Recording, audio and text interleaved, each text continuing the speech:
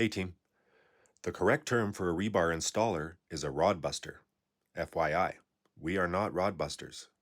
We get the job done, but it's probably not the correct method. A purist would probably set up sawhorses and span this rebar, do all the tying with tie wire and pliers, and then lift these channels or grids into the footing with a piece of equipment or a crane. But we're just faking it till we make it.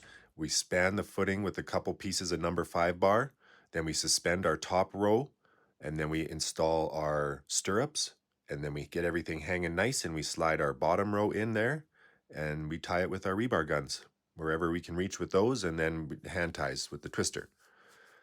Now this little section here ended up not being on the quote, but was necessary for the stairs, as I mentioned, so we threw that in for the client as a freebie.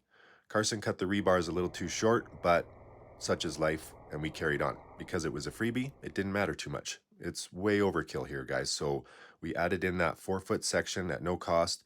Everybody was happy. So we're carrying around here, and then as we finish our grid, we lift up, we pull out our spacer bars, and we set chairs underneath that, 2-inch chairs, and then that holds it up off the bottom. This rebar gun is great. It's the wide mouth Makita, and it gets around 2 number 5 bars and our stirrups, so lots of room.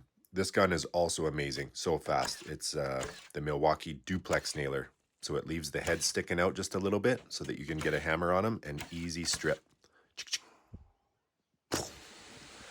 Concrete showed up at around 11:30, so we had our rebar all done.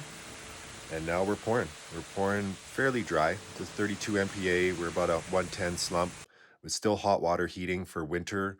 So it did set quite fast. Here we are pouring. We did a quick vibrate. We're tapping the edges. Now we're screeding across the footing, and now we're going across and floating off the surface.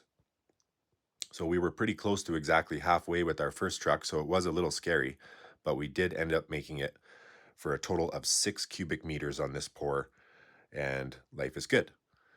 Now, it probably would have been okay just to leave those braces on, and the stone guy or the brick mason, stone mason, would just fill the holes in as he goes. But we like to do a proper job, so now we waited for it to set up a bit, and we pulled those braces and filled all the holes just to make sure there was no variances in the finish, and just going to make it that much easier for the brick guy.